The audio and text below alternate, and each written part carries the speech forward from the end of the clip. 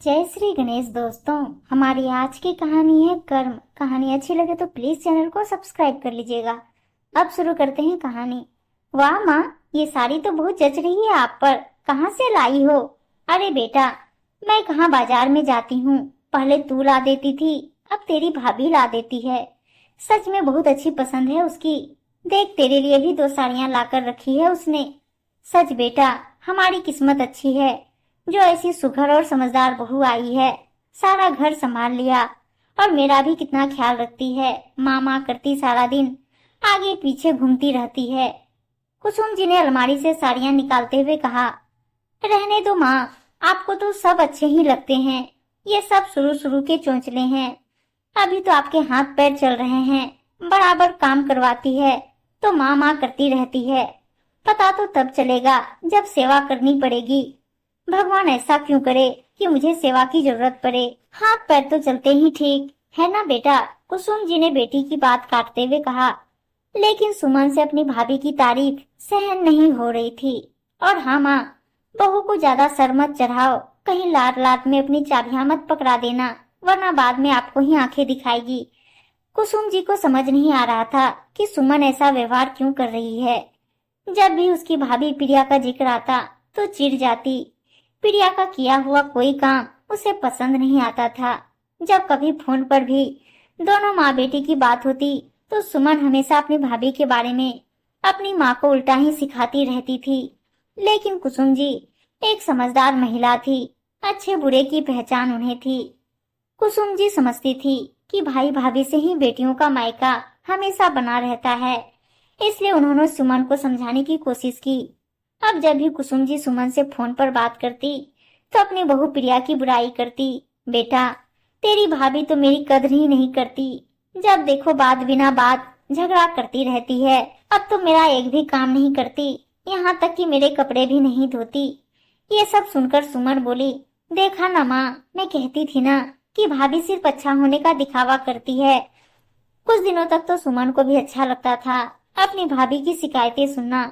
लेकिन जब कुसुम जी कहती कि तेरी भाभी मुझे समय पर खाना पीना नहीं देती तो सुमन को अपनी माँ के लिए बुरा भी लगता।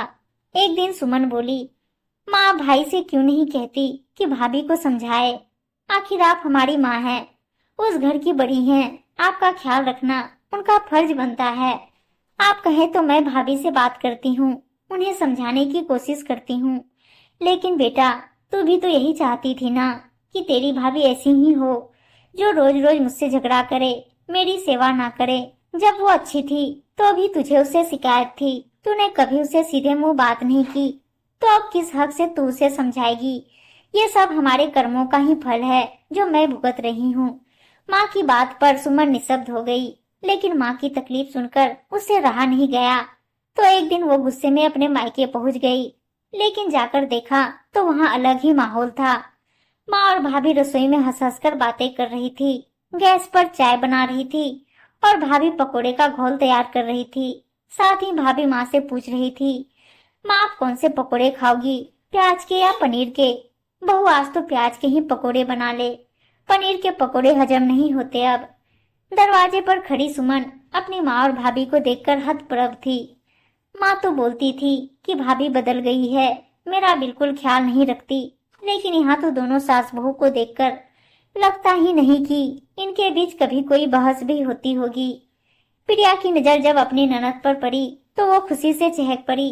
अरे दीदी, आप आइए ना, बहुत दिनों बाद आई हैं आप।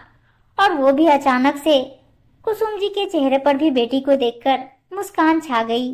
अपनी माँ को खुश देखकर सुमन की आंखें खुशी से नम हो गई। जितनी देर वो मायके में रही, देखती रही कि भाभी माँ के साथ कितने प्यार से रहती है। उसने कभी अपनी भाभी से सीधे मुंह बात नहीं की, फिर भी दीदी दीदी बोलकर उसके आगे पीछे घूम रही है। अकेले में कुसुम जी सुमन से बोली, बेटा सच बता, तू यही चाहती थी ना कि तेरी भाभी मेरा ख्याल रखे? तो पहले तू अपनी भाभी से इतना उखड़ी उखड़ी क्यों रहती थी? माँ, भाभी ने आते ही आपके जीवन में और इस घर में मेरी जगह ले ली थी। ये शायद मुझसे सहन नहीं हो रहा था। लेकिन अब मैं समझ गई हूँ कि यदि भाभी अच्छी हो तो मेरी माँ और मायका हमेशा खुश और आबाद रहेगा।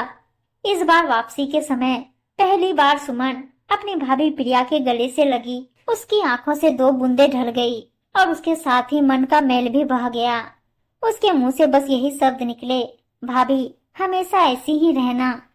प्रिया भी ननद का स्नेही स्पर्श पाकर भाव विभोर हो गई थी।